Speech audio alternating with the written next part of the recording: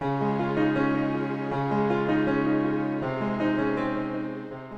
안녕하세요. 저는 김상은 가족이고요. 네, 그 가정교회는 하나로 가정교회 소속이 되어 있고 남편과 아들 셋을 낳았는데 아들만 셋을 낳은 네, 지나가는 할머니도 다시 한번 쳐다보면서 불쌍히 여겨줌을 받는 예, 김상은 가족입니다. 맞습니다.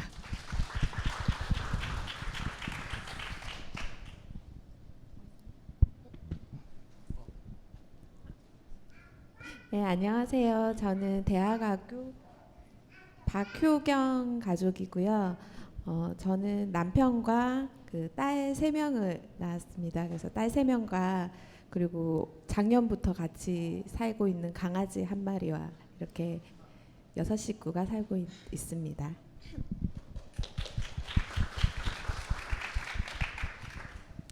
네, 안녕하세요. 대하가정교회 류지연이고요. 네, 저는 지금 예, 원래 광고회사에서 디자이너 일을 하다가 첫째 출산하고 육아휴직하고 다시 복직을 했다가 육아와 직장 사이 간의 그 괴리감으로 인해서 퇴사를 하고 이제 전업주부로 이렇게 아이 셋을 돌보고 있습니다.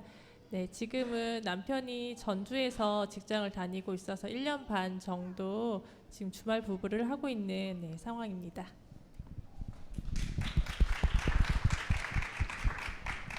네, 저는 조세화고요. 이강현 이리아 이리사의 엄마입니다. 괜찮은데 얘네가 응원한다고 안 가고 여기 있어가지고 네, 응원에 힘입어 이 자리에 나왔습니다. 저는 프리랜서로 일을 하고 있어서 그 전업주부와 워킹맘의 그 중간쯤에서 일하고 있습니다.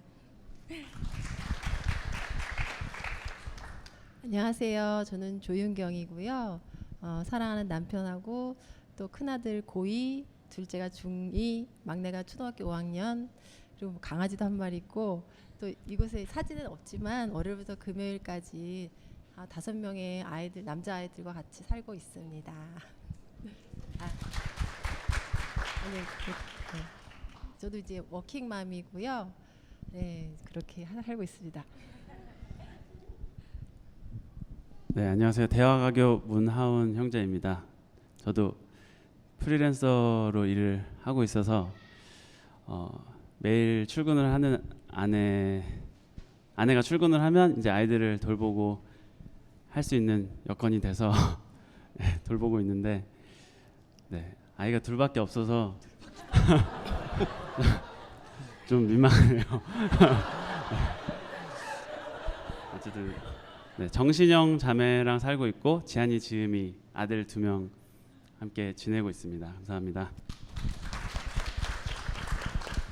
네, 감사합니다.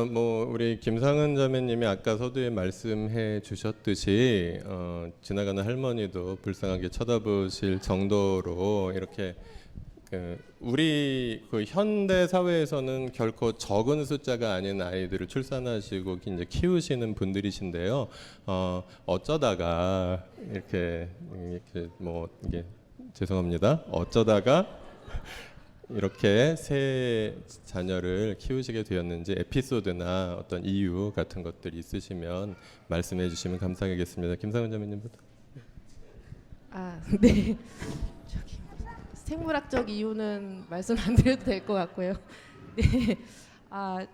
뭐 계획이냐 아니냐라는 것 많은 질문을 하실 수 있는데 여기 중에 계획은 있으신지는 모르겠지만 저희는 계획은 아니었고요.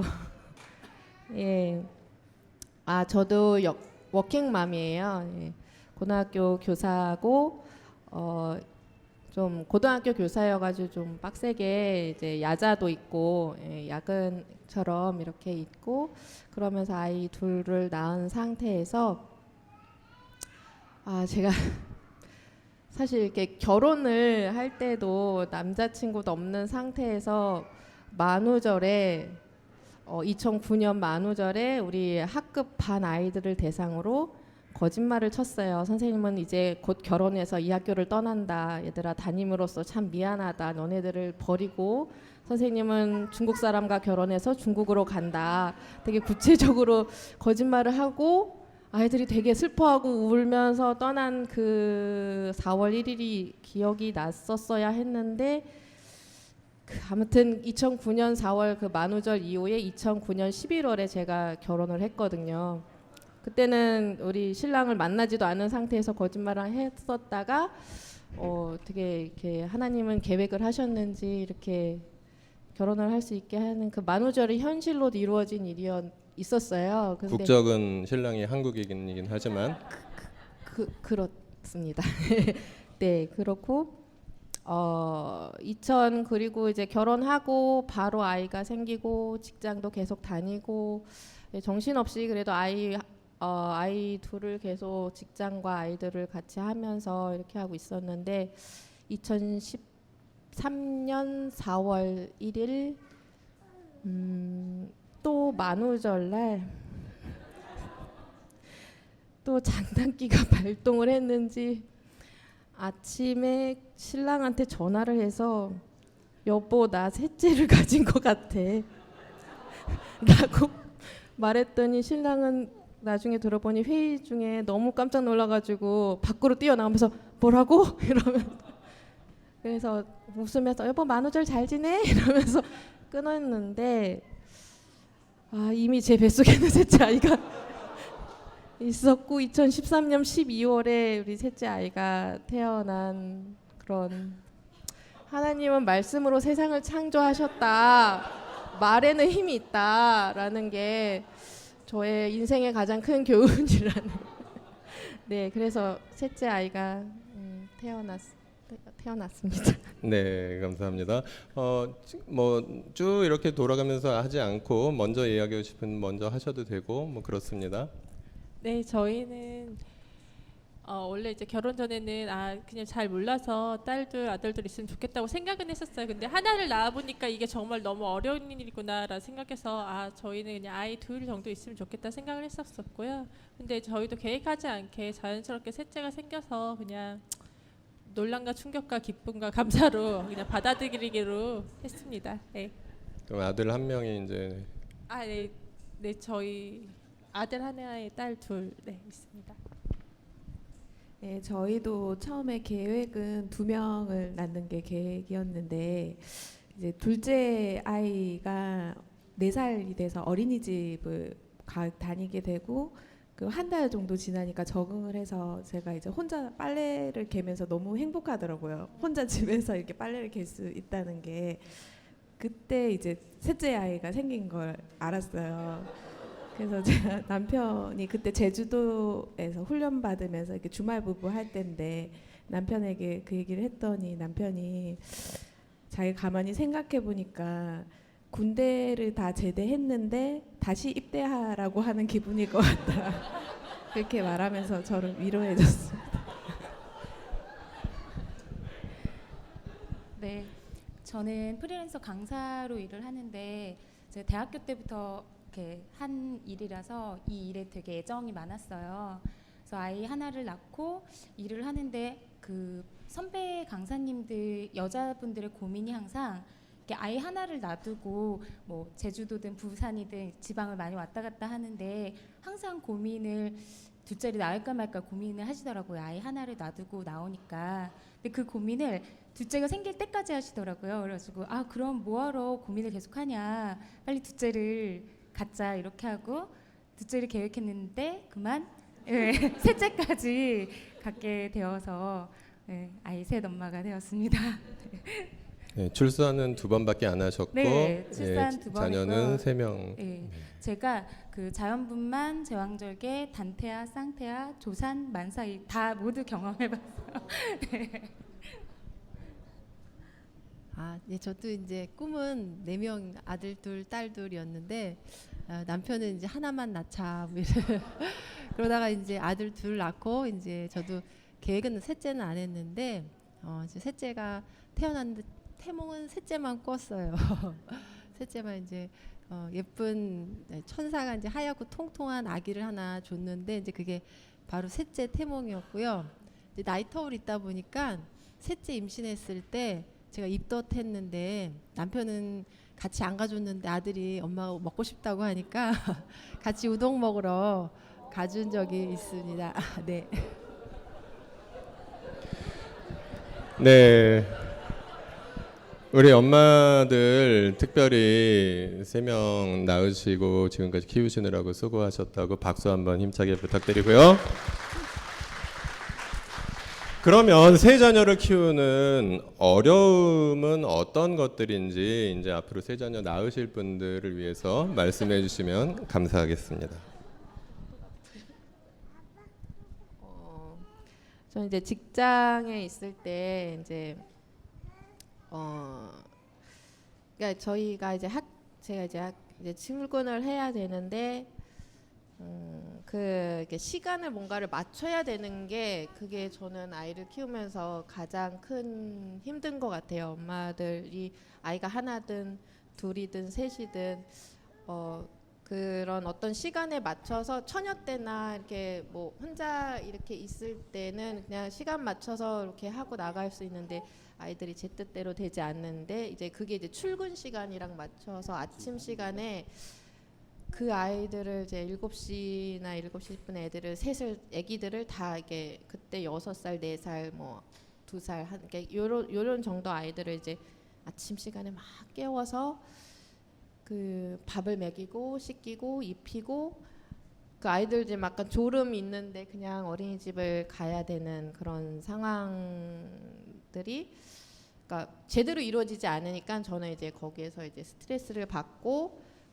화를 내거나 짜증을 내면서 이제 그렇게 했었던 거가 많이 쌓였었어요. 1년을 넘게 해서 보다 못해 남편이 1년 뒤쯤에 이제 탄력 근무 신청이 돼서 그때 1년 뒤부터 이제 남편이 같이 이렇게 해줬는데 그때 조금 이제 마음은 편해지고 신랑도 애써줘서 감사했고 그 시점에 그러니까 시어머니랑 약간 좀 갈등도 많이 심해서 약간 그런 것들의 스트레스를 그러니까 많이 받았었던 것 같아요. 그래서 그런 부분들이 아이들에게 전해졌고 그래서 첫째 아이가 그걸 가장 많이 타격을 받은 것 같아요. 엄마의 폭언이라든가 짜증이라든가 이런 걸 남편이 받았어야 되는데 이게 항상 미안해요. 받았어야 한다는 그런 게 반이 받았어요. 네. 그런데 이제 이 아이한테 약한 아이한테가 이제 쏟아지게 사람이 이렇게 약한 사람한테 막 하게 되는 게 맞는 것 같아요. 그래서 그런 부분들이 아이가 많이 받아서 지금 첫째 아이가 초등학교 들어가면서 되게 정서적으로 많이 불안했고 저도 그 상태에서 굉장히 이제 감정적으로나 거진 제가 우리 엄마한테 표현했는데 엄마 나 요즘 미친년처럼 살아 이렇게 얘기를 하는데 정말 이게 제 감정이든 뭐 이런 것들이 굉장히 많이 망가지는 때가 있었어요. 그게 2017년까지 계속 그렇게 진행이 됐었고 그 이후에 육아휴직을 내서 지금 올해는 조금 이제 그거를 회복하면서 지내고 있습니다. 네, 그러니까 아이들이 준비를 하는 시간은 각자 다를 텐데 엄마의 출근 시간에 맞춰서 그 세 아이가 다 준비를 한꺼번에 돼야 되니까 굉장히 아이들에게도 또 엄마에게도 굉장히 큰 또 상처였을 것 같네요. 저는 일단은 애들이 다 3년 터울이에요. 3살 터울이고 첫째 8살, 둘째 5살, 셋째가 지금 2살 17개월 됐는데 이게 지속적인 쉬지 않고 이게 3년 터울로 출산과 육아를 반복하다 보니까 일단 몸이 너무 회복이 되지 않고요. 그리고 일단 출산을 하고 육아를 하는 그 1년 아이가 돌되고 젖을 먹이고 젖 떼기까지 잠을 너무 못 자니까 그게 육체적으로 너무 피로한 거예요. 이게 회복될 만하면 다시 임신하고 출산하고 젖 먹이느라고 밤에 잠 못 자고 회복할 만하면 또 임신해가지고 출산하고 젖 먹이고 그러니까 이런 패턴이 몸이 일단 많이 상하는 거 또 그걸로 인해서 또 몸이 피로하니까 정신적으로 또 건강이 또 안 좋게 되고 그런 부분이 있고 저는 이제 계획하지 않고 일단 둘째를 딱 이제 둘째가 3살 되고 하니까 조금 살만하더라고요. 그래서 제가 이제 제 꿈이 그림책을 그려서 그래 마음 되면 내가 동화책 작가로 등단하리라 했는데 이게 꿈이 5년이 밀리더라고요. 이게 다시 셋째를 임신하면서 제가 계획했던 것들이 이제 확 무너지니까 거기서 오는 좌절감 이 좀 많이 컸던 것 같아요. 뭔가를 계속 하고 싶은데 나도 뭔가를 계속 하고 싶은데 아이에게 이제 매여서 뭔가를 하지 못하고 있다라는 거. 이 시간이 또 끝날 거는 아는데 끝날 거는 알지만 그걸 기다리는 게 좀 어렵다. 네.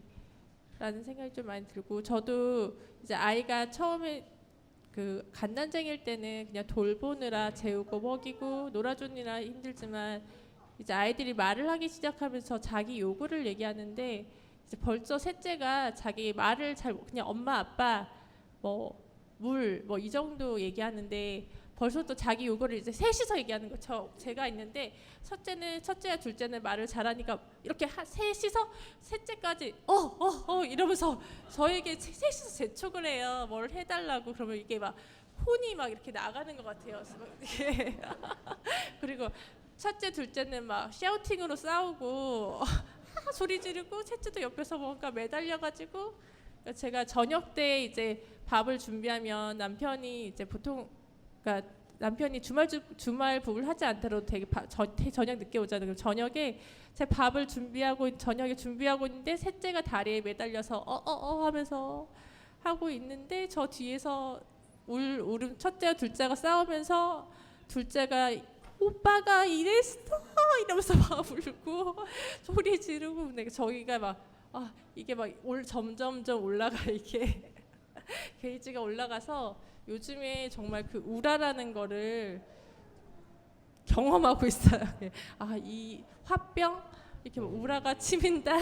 그러니까 나의 한계를 그러니까 셋째를 키우면서 그 한계를 자꾸 보는 것 같아요. 저의 그 사랑이 참 부족하고 인내심이 부족한 한계를 나름 둘째까지 키우면서 그래 나름 너 둘째까지 되게 잘 커버하고 있어 막 이런 생각을 했다가 셋째를 만나면서 이게 제 한계 인내심의 한계 내가 참 많이 모자라구나 약하구나 악하구나 그러면서 저도 아이들한테 좀 많이 요즘에 특히 첫째에게 이렇게 안 좋은 그런 폭언하거나 이런 상황들이 많아서 좀 어려움을 겪고 있어요. 저는 이제 지나가고 아이들 아직 셋째가 많이 어려서 그냥 그 과정을 지나가고 있는 중인 것 같아요.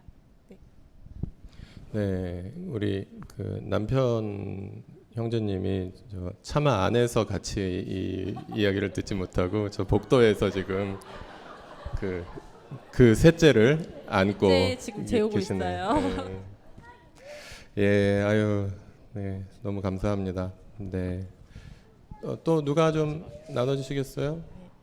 저는 이제 저희 친가랑 외가가 다 부산에 있어서 이제 친척들이 다 주변에 있지 않고 또 남편이 직업상 이렇게 좀 주말 부부처럼 이렇게 며칠씩 떨어져 있는 기간이나 훈련을 받아서 이렇게 떨어져 있는 기간이 지금까지 좀 많았어요. 그래서 아이들이 1명, 2명까지는 이게 엄마 혼자서 아이들의 얘기를 들어주고 그런 게 어느 정도는 가능하다고 느꼈던 것 같은데 여자아이들이다 보니까 되게 이렇게 소통하길 원해요. 그래서 이제 제 생각에는 아이들끼리 좀 소통을 하면 좋겠는데 아이들끼리는 잘 소통하지 않고 모두 저와 소통하기를 원해가지고 이렇게 3명이서 한꺼번에 저와 소통하기를 원할 때 이렇게 그게 참 되게 어려운 것 같고 그리고 이제 막내 아이가 지금은 저희 애가 이제 5살이 돼가지고 이제 조금 컸어요. 그래서 저 같은 경우는 올해부터 그래도 좀 낫다 이렇게 좀 느끼고 있는데 막내 아이가 어릴 때는 아무래도 저 혼자서 아이들을 볼 때는 첫째, 둘째 아이들에게 계속 기다려라, 참아라, 스스로 해라 이런 거를 많이 요구를 했던 것 같고 그게 아이들도 이제 시간이 길어지면서 좀 쌓였던 것 같아요. 그래서 그러면서 이제 오히려 이제 막내 아이가 커서 제가 조금 여유가 생기니까 아이들이 그동안 쌓였던 것들을 지금 다시 이렇게 제가 다시 보게 되면서 이렇게 이제는 심리적으로 좀 어려움의 과정 그런 것들을 좀 겪게 되는 것 같고, 그리고 이제 소통을 해주고 싶은데 소통을 해주지 못하는 그런 물리적인 어려움들을 계속 느끼면서 그 대안으로 이제 강아지를 한 마리 데리고 와서 키우게 됐어요. 그래서 그 강아지가 이렇게 열심히 밥값으로 열심히 소통을 해주고 있어요. 저희 아이들이랑. 그래서 뭐 첫째 아이와도 소통하고 둘째 아이 되게 바쁘게 울면 가서 이렇게 핥아주고 이런 역할을 되게 열심히 하거든요. 근데 이제 또 그 강아지도 또 저의 손이 좀 필요해가지고 또 말을 또 잘 안 들어가지고 저희 강아지 이름이 콘인데 제가 하도 말 안 들어서 김콘이라고 부르거든요. 네, 어쨌든 그런 이렇게 웃을 일도 많고 이렇게 또 울 일도 많고 이렇게 가족이 많은 만큼 그런 과정들을 겪어가고 있는 것 같아요. 네. 네, 뭐 다 똑같으실 것 같은데 신체적, 정신적, 경제적 어려움이 다 있어서 얘네들 가만히 있어도 뭐 보험료로 나가는 금액이나 이런 건 만만치 않잖아요. 저희 애들이 엄청 먹어서 쌀이 계속 떨어져요. 그런 어려움. 근데 작년에 남편이 또 그 파업을 한번 해가지고 월급 한 달 안 들어오니까 타격이 바로 오더라고요. 그렇게 경제적인 어려움이 있고, 제 강현이가 워낙 어렸을 때 쌍둥이를 임신해서 이렇게 얼마 안 된 상태에서 바로 임신을 하니까 쌍둥이를 몸이 버티질 못하더라고요. 그래서 이렇게 자궁을 묶고 한 5개월 정도 누워서 지내는 기간이 있었는데 이제 움직일 수가 없으니까 근육이 다 이렇게 근육량이 떨어진 상태로 육아를 시작을 했어요. 쌍둥이는 또 뭐 젖을 동시에 먹여야 되고 동시에 울고 동시에 자야 되고 막 이러니까 그걸 이렇게 같이 해내는 동안에 되게 많이 힘들더라고요. 그래서 소원이 한 5년 동안은 정말 잠 좀 하루 한 번도 안 깨고 자고 싶다 이런 생각을 했는데 류전 자매님에 비하면 제가 아직은 저는 배부른 소리인 것 같고요. 저는 워낙에 막 이것저것 배우고 활동하고 이런 호기심이 많은데 그런 걸 좀 이렇게 안 해야 되는 시기가 있어서 그때 잠깐 힘들었고요. 저희 이렇게 가족 사진 내라고 하면 되게 어려워요. 5명이 다 같이 찍기도 어려워서 셀카로 해서 한 명은 희생을 해야 되거나 아니면 5명 다 같이 누구한테 부탁을 해서 찍더라도 꼭 이상하게 나온 애들이 하나씩 있으니까 정상적으로 찍지 않아서 저 이쁜 사진 위주로 이렇게 제출을 하고 있습니다. 네. 저는 이제 애 셋을 다 18개월까지 모유 수유를 했거든요. 근데 이제 제가 그걸 좀 고집을 하면서 이제 기도하면서 먹였는데 그러다 보니 좀 제가 위가 좀 많이 좀 나빠진, 좀 예민한데 자꾸 먹고 또 젖 먹이고 막 이래가지고 그래서 좀 제가 위가 좀 안 좋아진 게 있었고, 그다음에 이제 아이들이 아플 때 좀 제일 좀 힘들었던 것 같아요. 이제 뭐 첫째는 건강하게 잘 자랐고 둘째, 셋째가 좀 아토피가 조금 있어서 그런 거 이제 둘째는 괜찮아졌는데 이제 아직 막내가 조금 아직 남아 있어서 그런 것들 아직 좀 관리해주고 뭐 그러고 있고요. 예, 그렇습니다. 네, 지금 나오신 엄마 중에서는 상당히 선배님이신, 네, 그냥 그 길을 쭉 걸어오신 또 조윤경 자매님이셨고요. 사실 이 어려움을 나누다가 우리 그 강당이 눈물바다가 되면 어쩌나 걱정도 하고 그랬었는데, 뭐 그냥 담담하게 잘 나눠주셔서 또 뭐 감사합니다. 이제 또 굉장히 특별한 분이신데요, 우리 문하운 형제님, 이제 아빠로서 육아를 또 분담하고 계신, 또 어느 정도 분담하고 계세요? 가사나 육아를 한 몇 % 정도? 그때 제 일이 프리랜서다 보니까 이제 일이 일정치가 않아서 바쁠 때는 제가 많이 거의 못 도와주고요. 그리고 근데 이제 일이 없을 때는 또 아내가 바쁠 때가 많아서 그럴 때는 한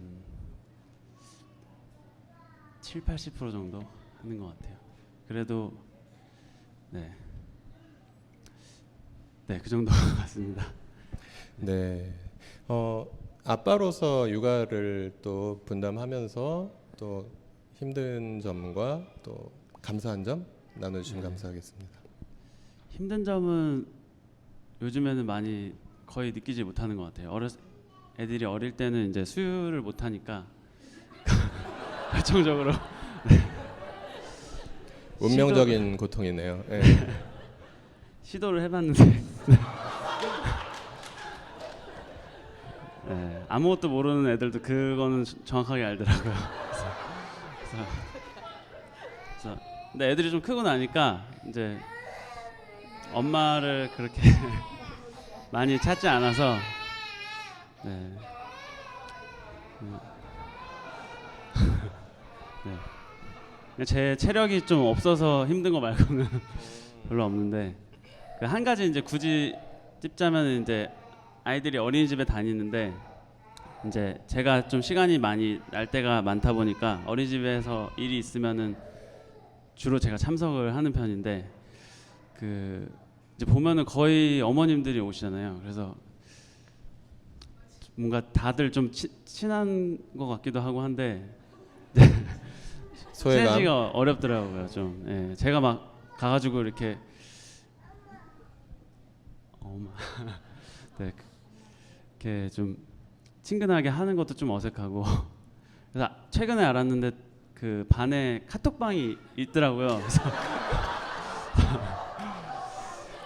굉장히 초대를 안 하셨어요? 네, 저는 초대되지 않은 그런 카톡방이 있어서 차별. 네, 그래서 교회 친구들하고 더 친하게 지내도록 네. 하여튼 그거 외에는 별로 이렇게 어려움을 특별히 느끼질 않아서 네, 그렇게 지내고 있습니다. 감사한 점은 이제 오늘 마침 또 엄마가 일이 있어가지고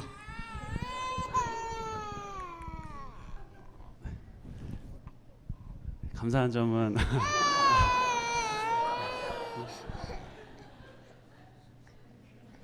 감사한 점은 그냥 그 아무래도 그 다른 아빠들보다 집에 있는 시간이 많다 보니까 많은 게 아니고 사실 재택근무를 해서 사실 항상 집에 있어요. 그래서 그래서 이제 아이들이랑 이제 엄마랑 아빠랑 둘 다 이제 같이 보내는 시간이 많다 보니까 애들이 좋아하는 것 같아요. 그냥 잘 비교는 할 수 없지만 그냥 엄마랑도 놀고 싶으면 엄마랑도 놀고 아빠랑 놀고 싶으면 아빠랑도 놀고 그래서 네, 그럴 때 그냥 아빠랑 놀면서 즐거워할 때 보람을 많이 느낍니다. 네, 감사합니다. 굉장히 능숙하게 또 아이를 이렇게 이 가정 같은 경우는 말씀하셨듯이 이제 집에서 일을 하시기 때문에 가능한 경우고요. 흉내를 내거나 모든 가정이 똑같이 적용할 수는 없습니다. 저 집은 70~80% 분담한다는데 우리도 그래야 되는 거 아니냐 이렇게 하지 마시고 한 50% 정도만 분담하자고 이렇게 말씀해 주시면 될 것 같고요. 네, 감사합니다. 그러면 새 자녀를 키우는 이제 엄마들의 어떤 감사와 보람이 이번에는 윤경자매님 쪽으로부터 좀 나눠주시면 감사하겠습니다.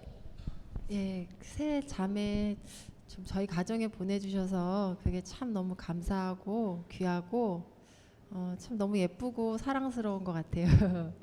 예, 그리고 이제 뭐 좀 자녀들이 뭐 다투거나 제 말을 좀 안 들을 때는 제가 좀 속상하기도 하겠지만 그냥 저렇게 건강하게 예쁘게 자라주고 자기 할 일들 잘하고 또 이제는 컸다고 엄마 아빠도 좀 위로할 줄도 알고 도와주기도 하거든요.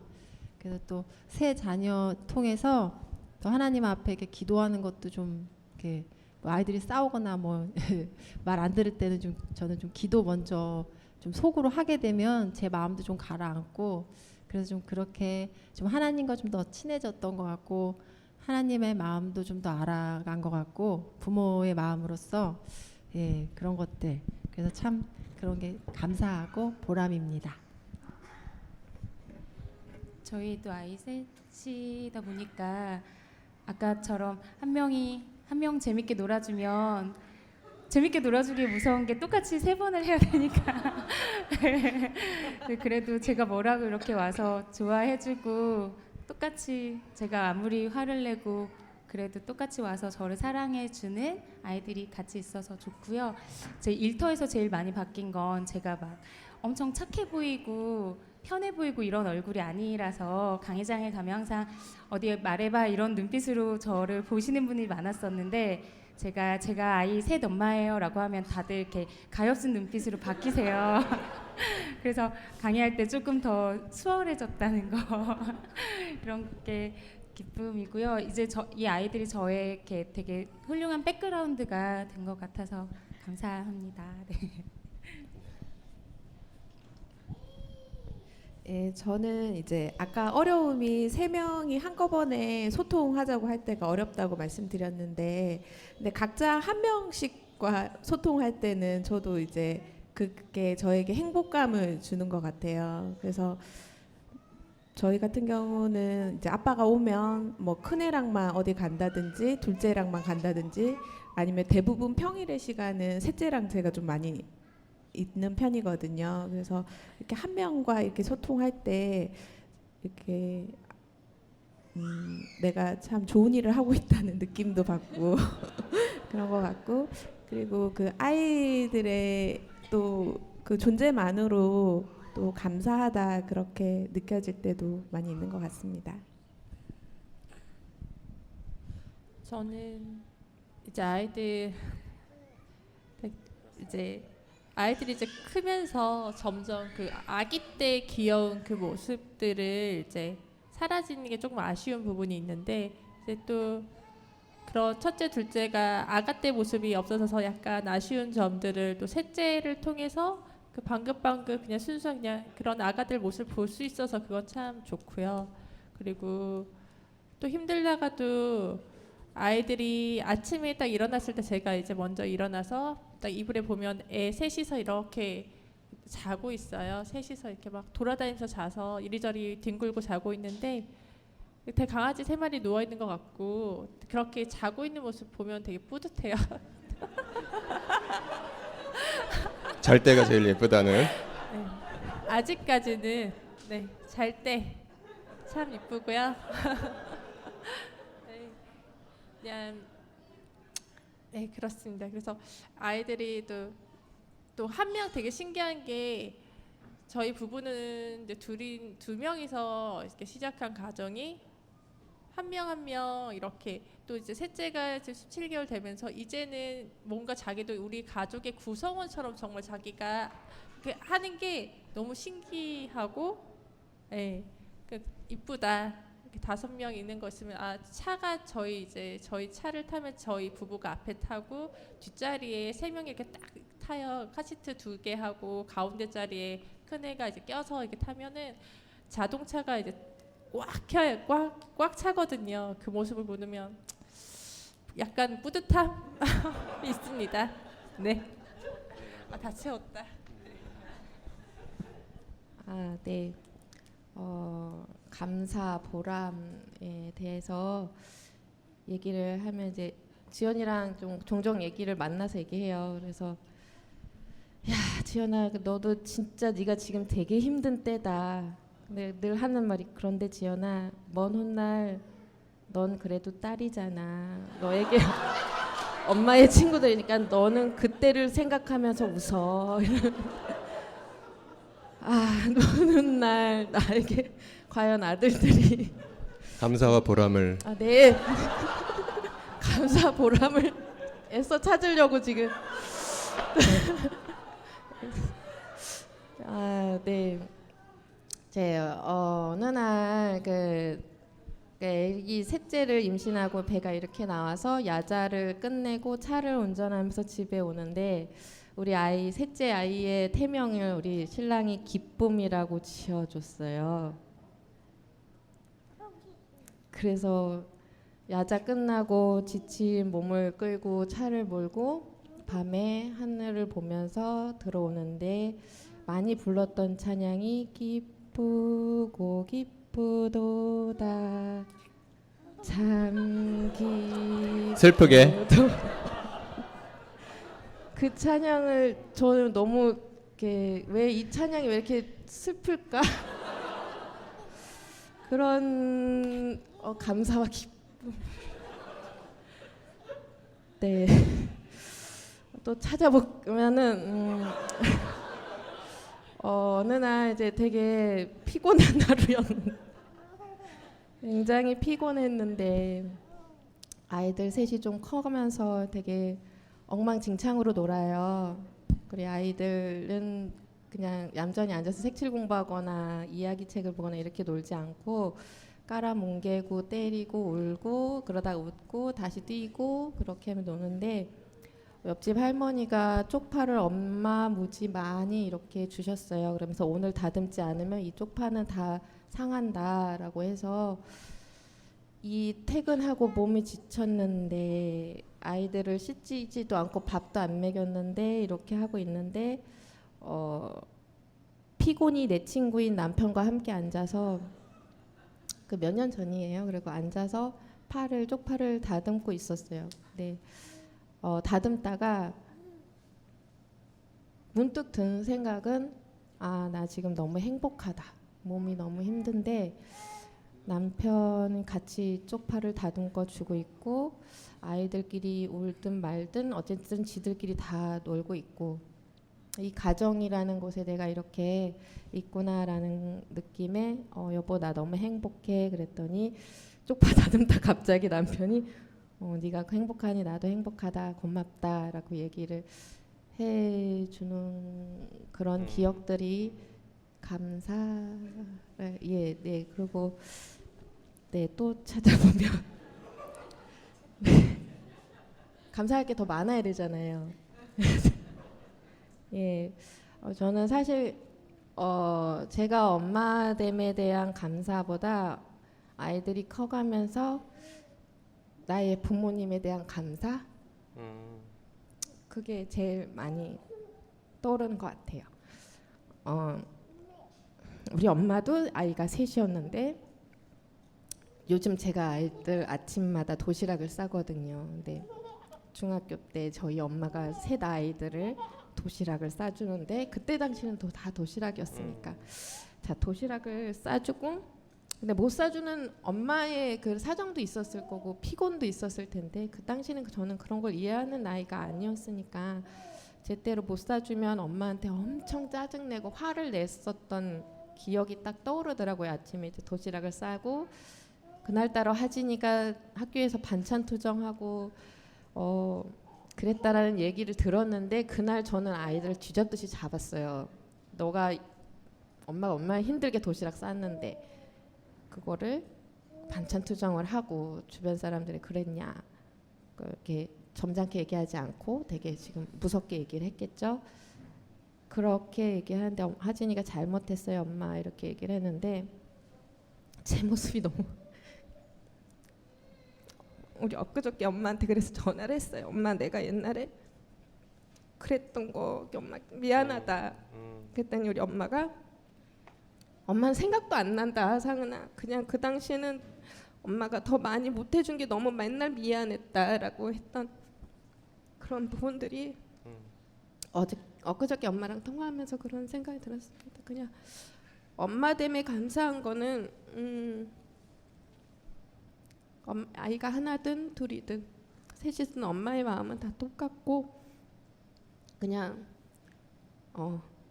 남자든 여자든 내가 엄마 돼서든 엄마가 아니 돼서든 나에겐 이 세상에 나를 이렇게 존재하게 해주신 엄마와 부모님이 있었다라는 것을 더 많이 알게 되는 게 저희 감사입니다. 네, 감사합니다. 쪽팔을 다듬는 순간도 예배가 되고 그리고 아이를 혼내면서도 또 감사를 경험할 수 있는 그런 마음들이 여기에 나오신 모든 엄마 아빠들의 또 마음이실 것 같아요. 이 시간 이분들을 위해서 기도했으면 좋겠어요. 지금 이 자리에 5 엄마가 나오셨는데 엄마 세 자녀를 키우는 엄마가 2분이 더 계십니다. 예. 그 명광수 자매님 그리고 정영진 자매님이라고 2분이 우리 교회는 더 계시고 그리고 뭐 이 자리에 못 나오셨지만 2 자녀 키우는 분들 많으시고요. 또 1 자녀 키우는 분들 많으시고 또 이제 엄마 아빠가 되실 분들 그리고 우리 또 수고하는 아빠들 또 위에서 그리고 또 우리 교회의 모든 자녀들을 위해서 같이 기도했으면 좋겠어요. 함께 기도해 주실 때 원하시는 분들은 무대 위에 올라오셔서 이분들 힘내시라고 어깨에 손 얹고 기도해 주셔도 너무 좋을 것 같습니다. 함께 잠시 작은 소리로 그리고 모두 함께 소리내서 우리 엄마들과 모든 가정들 그리고 우리 자녀들을 위해서 같이 기도하겠습니다.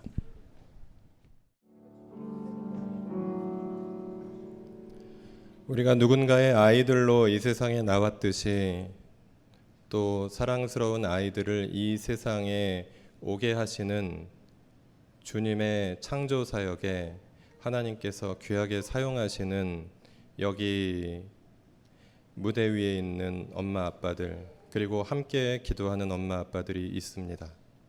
하나님, 이분들의 수고를 우리 모두의 수고를 기뻐하여 주시고 그리고 위로하여 주시고 감당할 힘을 주시며 하나님 육아를 자기가 낳은 아이들을 자기가 책임지도록 그렇게 맡겨두는 것이 아니라 또 함께 감당하며 또 서로 도우며 함께 걸어가는 공동체로 우리가 설 수 있도록 도와주십시오.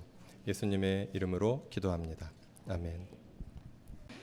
우리 교회 인구 현황을 좀 보면요, 오늘 우리 나오신 어머니들을 비롯해서 7 가정이 세 자녀 가정입니다. 그래서 이 7 가정에서 태어난 아이들만 해도 21명입니다.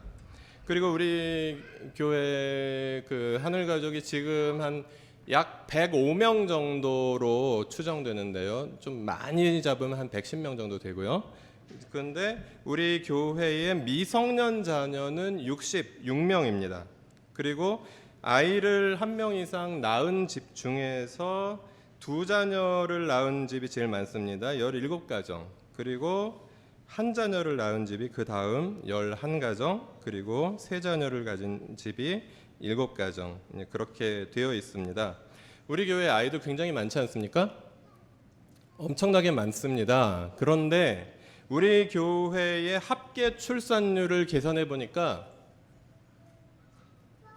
합계 출산율이 2.1 정도가 인구가 줄지 않는 나라의 출산율입니다. 그런데 우리 교회에 이렇게 아이들이 많은 것 같은데도 합계 출산율이 1.6명 밖에 되지 않는 것을 발견했습니다. 물론 대한민국의 2017년 1.05명 그리고 2018년에는 0. 몇 명으로 0.89명 정도로 그렇게 1명 이하의 출산율이 예상되고 있는 상황 속에서 우리나라 평균보다는 높지만 지금 이렇게 많지 않은, 그래서 우리는 사실은 더 나아야 된다라는 것이 또 우리의 또 현실이기도 합니다.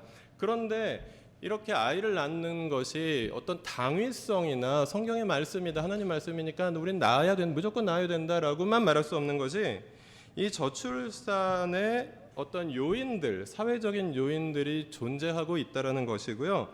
먼저 그 요인으로서 성차별을 오늘 우리나라에서는 특히 찾아볼 수 있습니다. 성격차 지수가 터키에 이어서 2위입니다. 그리고 출산율은 OECD에서 최하위를 기록하고 있는 모습. 지금 그래프를 보시면 오른쪽에 있는 나라들, 저 나라들 글씨 보이시나요? 아이슬란드, 노르웨이, 핀란드, 스웨덴, 아일랜드. 등 오른쪽 원에 들어있는 나라들이 그 여성의 그 성평등 지수가 높고 그리고 출산율도 어느 정도 이렇게 높은 이제 그런 것을 우리가 발견할 수 있습니다. 그래서 현대에 어느 정도 선진국 대열에 진입한 나라들에서는 성평등과 출산율은 굉장히 밀접한 관계가 있다는 걸 볼 수 있고요. 그리고 두 번째 원인으로서 그 육아를 엄마만이 감당해야 하는 독박 육아의 문제가 있습니다. 우리나라의 여성 남성 가사 분담률은 여성이 83.5% 그리고 남성이 16.5%를 감당하고 있는 것이 우리나라의 평균입니다. OECD 평균은 66.4% 대 33.6%로 OECD 평균에도 우리가 한참 못 미치고 있고요. 그리고 우리가 좀 많이 이야기하는 그 유럽의 복지국가들 쪽으로 갈수록 그 분담률이 높아지고 있다라는 것을 또 볼 수 있습니다. 그리고 우리나라에서 특별히 그 나타나고 있는 여성들의 문제로서 경력 단절 문제가 있습니다. 30대 여성 남성 고용률이 90.2% 대 59.4%인데요. 네. 지금 저 그래프를 보시면 청년 고용률은 그 왼쪽에서 두 번째 그래프요. 15세에서 29세까지 청년 고용률은 여성이 남성보다 조금 높습니다. 근데 결혼을 하고 30대가 되면 그것이 상당히 떨어지는 역전되는 현상이 나타나고 있는 것이 이제 여성들의 경력 단절의 모습을 보여주고 있고요. 그래서 경력 단절과 출산, 육아 이것을 선택하시는 분들 그리고 경력 단절을 피하기 위해서 출산과 육아를 포기하시는 분들 이렇게 가정들이 나뉘어지는 것으로 볼 수 있습니다. 그리고 고등교육 이수율이 우리나라가 OECD 굉장히 상위권인데요. 45%의 그 국민들이 고등교육을 이수하고 있습니다. OECD 평균은 35% 정도이고요. 그래서 열심히 그리고 오랫동안 공부한 사람들의 이 경력이 단절된다라는 것 자체는 굉장히 사회적인 낭비이기도 한 부분이 굉장히 크다는 것이죠. 예. 그리고 그 직접적인 요인 이외에 조금 더 넓게 보면 결혼과 임신과 출산을 가로막는 사회의 그 구조가 있습니다. 일단 결혼 자체를 늦게 하고요. 결혼 자체를 적게 하고 있는 것이 오늘날의 모습입니다. 2017년 평균 실업률을 보면요. 3.63%인데 청년 실업률은 전체 국민 평균보다 3배나 됩니다. 뭐 이런 상황 속에서 청년의 고용이 불안한 상태에서 청년들이 결혼을 감히 시도할 생각을 하지 못하고 있는 것이죠. 그래서 연애, 결혼, 출산, 집, 인간관계, 꿈, 희망 등등의 N포 세대라고 우리가 말하는 지금 7포 세대 뭐 이렇게 이야기하고 있는 모습이 결혼 전 청년 세대의 모습입니다. 그래서 지금 이 정도의 출산율보다 우리나라 전체에서 0몇 프로가 되는 이 출산율보다 훨씬 더 앞으로 갈수록 출산율이 떨어질 것이다. 10년 정도가 되면 이제 인구가 줄기 시작할 것이다라고 학자들은 예측하고 있습니다. 2015년에 초혼 연령이 남자가 32.6세, 여자가 30세에 진입을 했습니다. 여자의 초산 연령은 30.5세가 되었습니다. 결혼을 해야 우리나라는 보통 아이를 낳고 키웁니다. 그런데 결혼 연령이 굉장히 늦춰졌다라는 것은 그 가임기 여성들의 출산 자체가 한 절반 정도가 불가능해진다라는 것을 20대 여성들의 출산이 거의 없어진다라는 것을 또 볼 수 있습니다. 그리고 저임금 노동자 비율이 우리나라의 저임금 노동자 비율이 23.5%로 OECD 최상위권을 보여주고 있습니다. 그리고 장시간 노동, 연간 근로 시간이 OECD 2위입니다. 2069시간.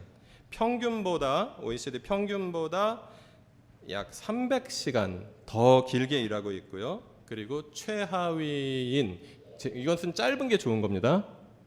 독일보다는 600시간, 한국의 노동자들이 연간 600시간을 더 일하고 있다. 그러니까 1년에 노동할 수 있는 날이 한 300일 정도 되니까 독일 노동자들보다 평균 하루에 2시간 이상 더 일하고 있다라고 볼 수 있습니다. 2시간 정도면 그리 길다고 느껴지지 않는 것은 왜일까요? 그리고 낮은 공공지출의 문제가 있습니다. GDP 대비 가정에 대한 공공지출이 우리나라가 1.1% 정도 됩니다. OECD 평균은 2.2%, 현재 독일과 프랑스가 한 3%대 정도 되는데, 프랑스가 한참 유럽에서 아이를 많이 낳는 나라로 그 학교 출산율이 2명 이상 되었을 때 한참 그 GDP 대비 가정에 대한 공공지출이 5% 정도 되는 이런 부분이 있었다라는 것입니다. 이런 어려움 속에서 자녀를 낳는다라는 것은 굉장한 모험이 될 수밖에 없고요. 그 자녀를 낳기 이전에 이미 결혼을 해야 되는데 결혼도 하지 못하는 이런 상황 속에서 앞으로 계속해서 이 출산율은 굉장히 어려워질 것이다라는 것이 단기적인 전망이기는 합니다. 좀 7월 5일에 엊그저께죠. 그 정부에서 그 저출산 대책을 다시 발표하기도 했고 그 논란이 많기는 하지만 계속해서 이 국가적인 대책들이 조금 더 근본적으로 좀 이루어져야 한다라는 것을 우리가 볼 수 있는데요. 그렇다면 이 어려운 상황 속에서 우리는 그리스도인으로서 출산을 해야 하는가라는 질문을 던져 보았으면 좋겠습니다. 출산을 해야 됩니까? 출산은 하나님의 명령입니까? 그것을 우리가 살펴볼 때 창세기 1장 28절 지난주에 읽었기 때문에 우리가 봉독은 생략하도록 하겠습니다. 그리고 예레미야 29장 6절 또 지난주에 읽었기 때문에 봉독은 생략하도록 하겠습니다. 창세기 1장 28절에 생육하고 번성하여 땅에 충만하라라고 말씀하신 그 말씀을 우리 중에 대부분 오늘 처음 듣는 분은 한 분도 안 계실 것입니다. 이 말씀은 하나님께서 사람에게 주신 첫 번째 명령입니다. 이것은 하나님이 사람에게 명령하신 것 중에서 얼마나 중요했으면 가장 첫 번째 말씀하셨을까 우리가 생각해 보게 되는데, 예레미야 29장 6절에 보면은 바벨로니아의 포로로 끌려간 사람들에게까지 하나님께서 잊어버리지 않고 하시는 명령은 아들 딸을 낳고 아들들도 장가를 보내고 딸들도 시집을 보내서 그들도 아들 딸을 낳아서 그곳에서 번성하라. 창세기 1장 28절의 명령을 계속해서 반복하고 있다라는 것이죠. 그래서 구약 시대의 처음과 구약 시대의 거의 끄트머리에서 똑같이 이렇게 명령하시는 것은 하나님의 영원한 명령이다. 이것은 불변의 명령이고 이것은 그리스도인들이라면 하나님의 백성들이라면 반드시 따라야 되는 명령이다라는 것을 우리가 재확인할 수 있습니다. 그러면 출산이 하나님의 명령이라는 것은 알겠는데 교회는 그럼 어떻게 해야 되느냐? 이것을 우리가 생각해 봐야 되는데요. 대부분의 교회는 출산의 중요성을 강조합니다. 그런데 출산의 중요성만 강조합니다. 출산을 개인의 책임으로 돌리거나 믿음의 문제로 돌립니다. 그래서 상황이 아무리 어려워도 여건이 아무리 힘들어도 하나님이 말씀하셨으면 출산해야지, 이런 문화가 교회마다 나타나고 있습니다. 그리고 교회마다 오늘도 이렇게 예배 시간이나 나눔할 때 보면 아이들이 이렇게 뛰어다니고 또 울고 이런 모습들이 어떤 분들은 너무 좋지만 어떤 분들은 또 힘들 수 있습니다. 그래서 아이들을 기뻐하지 않고 아이들을 좀 격리하고 이런 문화가 또 교회에는 만연되어 있습니다. 출산을 하라고 얘기하면서 아이들은 별로 좋아하지 않는, 제가 좀 찔리긴 하지만 그런 문화가 교회에 있다라는 것은 굉장히 이율배반적이다라는 것이죠. 그래서 교회는 말로만 아이들 많이 낳으세요라고 이야기하는 것이 아니라 실제로 가족들이 아이를 많이 낳을 수 있도록 출산의 부담을 줄여주고 육아의 수고를 분담을 하는 교회여야만이 이 창세기 1장 28절 말씀과 예레미야 29장 6절 말씀에 순종하려고 노력하는 교회다라고 감히 말할 수 있다라는 것이죠. 그리고 나아가서 출산이 정말 하나님의 말씀이라면, 명령이라면 우리는 어떤 사회를 만들어야 하겠습니까? 이 사회는 이런데 어쨌든 우리는 열심히 애 낳자, 이렇게 이야기하는 것이 아니라 출산을 개인의 책임으로 돌리는 사회의 구조를 바꾸려고 노력해야 합니다.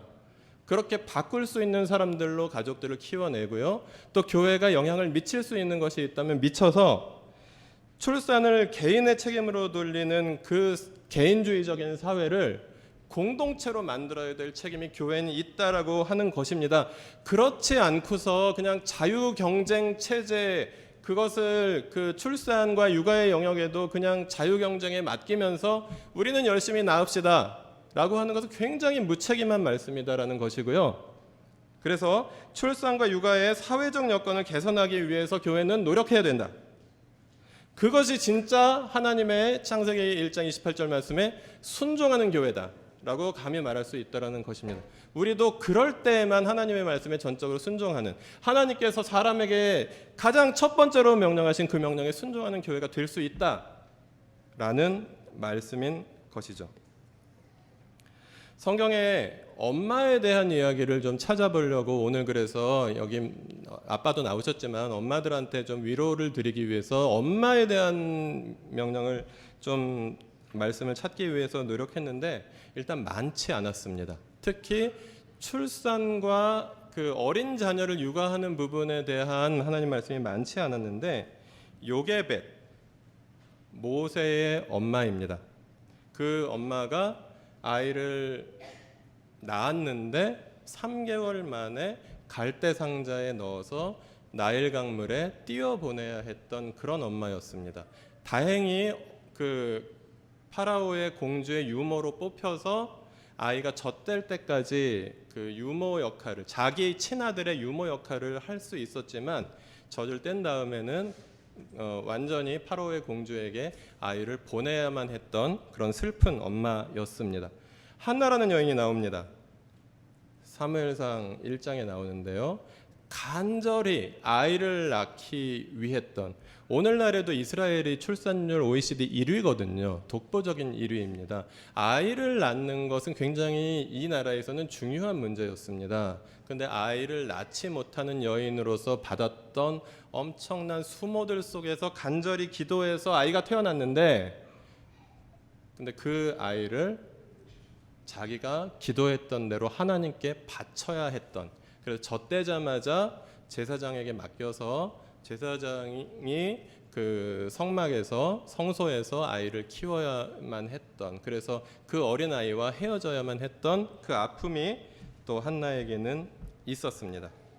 그리고 마리아라는 여인이 신약 성경에 나오는 것을 발견했습니다.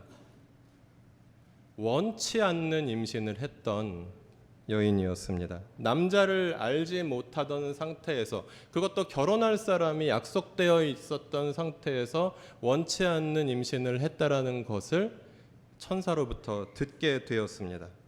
그래서 파혼 위기를 맞이했습니다. 결국 결혼을 하기로 해서 그 아이를 낳아야 했는데, 그 아이를 낳은 곳은 뭐 산부인과도 아니고 산후조리원도 아니고 조산소도 아니고 베들레헴의 축사의 구유였습니다. 그리고 헤롯이 그 당시에 태어난 모든 아이들을 죽이라고 명령을 했고, 그래서 그 헤롯의 죽임을 피해서 이집트로 도망쳤다가 돌아와야 하는 그런 고생도 했습니다. 그 원치 않는 임신으로 태어난 아이가 나중에 어떻게 됐죠? 30몇 살에 처형을 당해서 죽었습니다. 오늘 제가 예로 들어드린 이 세 엄마 중에 두 엄마는 아이를 아주 어릴 때 떠나보내야만 했던, 아이를 끝까지 키울 수 없었던 엄마였고요. 한 엄마, 나아가서 두 엄마, 요게벳과 마리아는 원치 않는 임신으로 아이를 낳았던, 요게벳은 아이를 낳아봐야 죽을 수도 있으니까 아이를 낳지 않길 원했었을 것입니다. 그러나 아이가 태어났습니다. 그리고 마리아는 생각도 못했는데 임신을 할 수밖에 없는 그런 상황이었습니다. 엄마 노릇을 제대로 했거나 엄마가 된다는 것을 잘 준비해서 아이를 낳고 또 아이를 키운 엄마가 오늘 이 세 분 중에는 없습니다. 그리고 성경에 그렇게 많이 나오는 것 같지는 않습니다. 예. 그런데 이 아이들이 어떻게 되었습니까? 한 아이는 이집트의 포로로부터, 이집트의 노예 상태에서 그 백성들을 모두 구하는데 하나님께 쓰임 받는 아이가 되었고요. 또 한 아이는 이스라엘이라는 이제 다윗 왕조를 준비하기 위해서 온 이스라엘의 예언자로, 엄마가 제대로 키우지도 못했는데 하나님께서 키우셔서 그렇게 사용하셨습니다. 그리고 세 번째 이 문제의 이 아이, 원치 않는 임신으로 태어난 이 아이를 키우면서 엄마가 얼마나 힘들었겠습니까? 하나님의 아들이라고 하는데 소위 그리스도라고 하는 아이가 말도 안 듣고 떼쓰고, 뭐 그 아이의 기저귀를 갈면서 아니 하나님의 아들이라는 애가 왜 이러냐 이랬을 것입니다.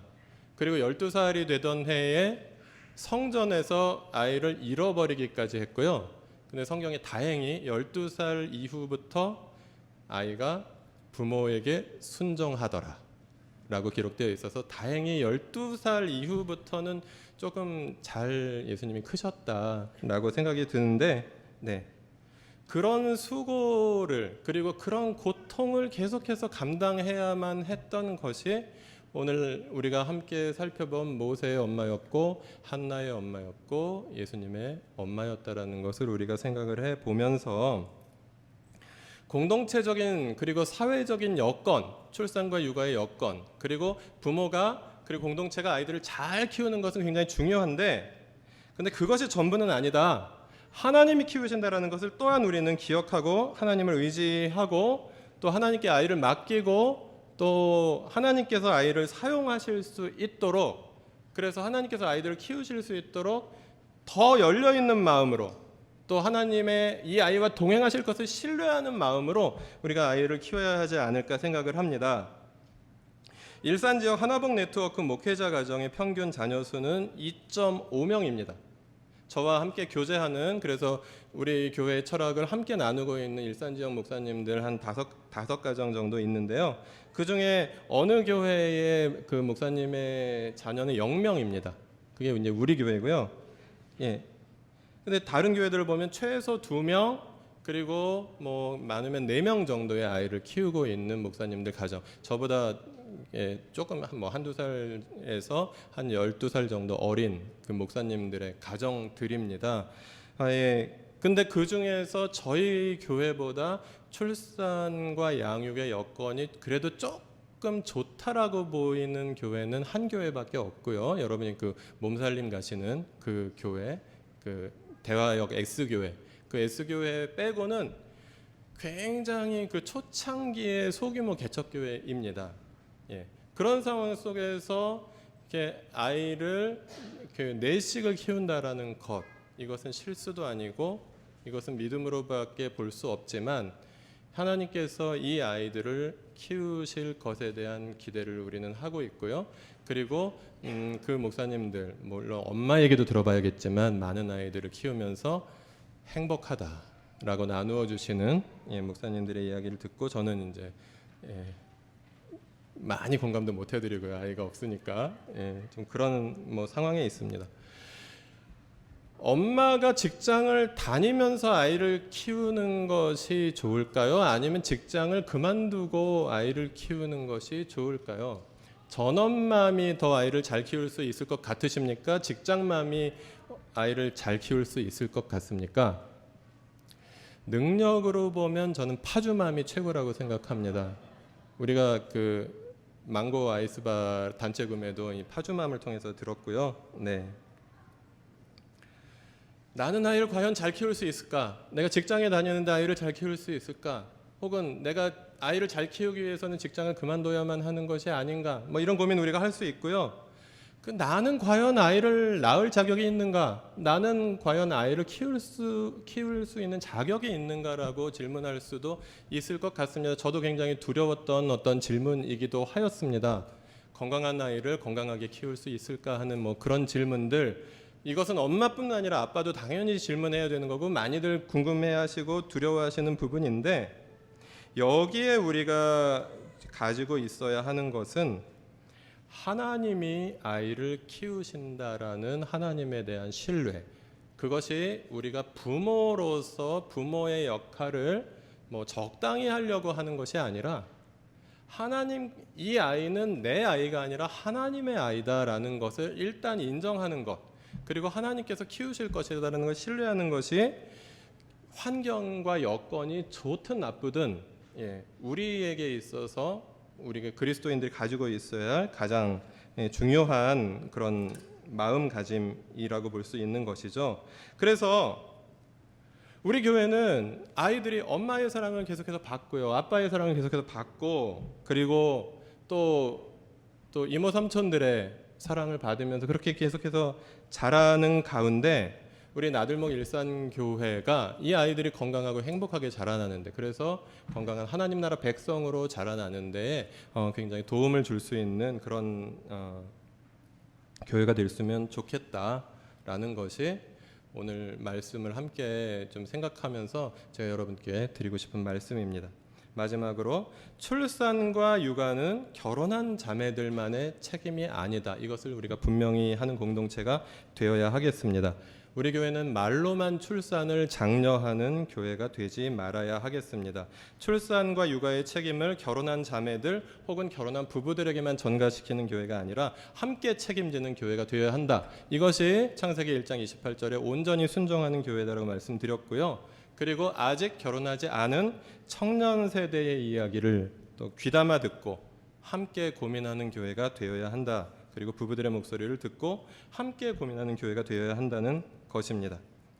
공동체가 자녀를 함께 키우기 위해서 우리는 다양한 상상들을 할 필요가 있습니다. 가사노동이 공동체적으로 분담될 수 있는 여러 가지 참신한 상상들을 여러분께서 해주시기 바랍니다. 예컨대 공동체 식당 같은 거, 그리고 아침에 우리 숲학교 나들목학교 도시락을 싸고 있는데 그 도시락들도 공동체를 통해서 사회화하는 거 등등의 가사노동이 공동체적으로 분담될 때 아이를 낳고 아이를 키우는 것은 훨씬 더 쉬워질 것입니다.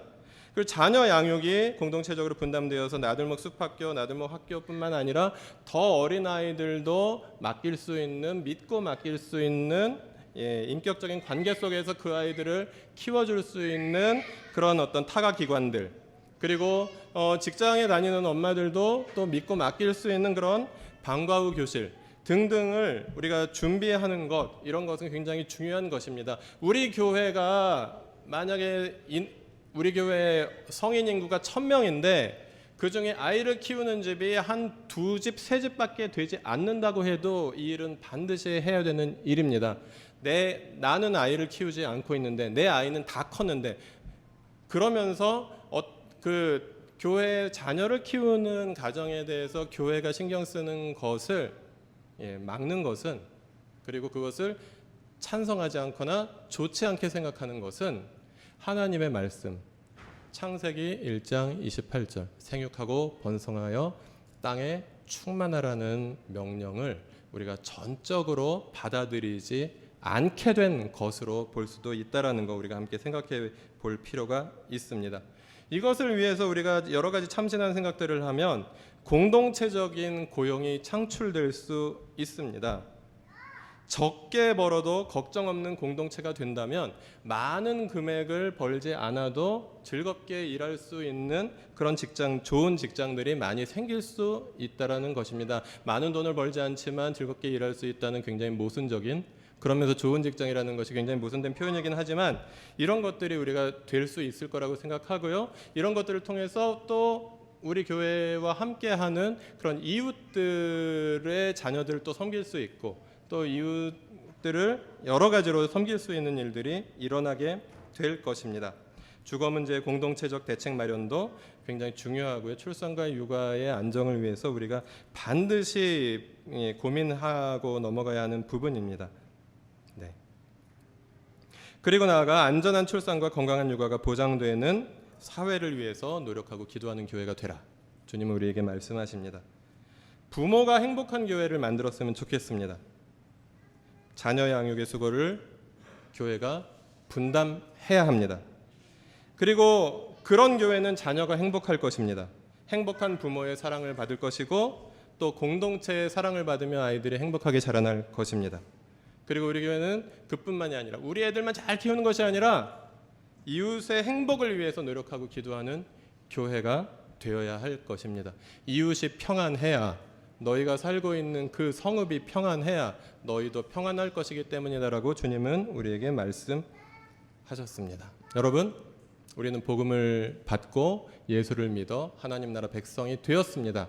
그렇다면 우리를 변화시킨 복음은 우리가 살아가고 있는 사회를 변화시켜야 하고 변화시킬 것입니다.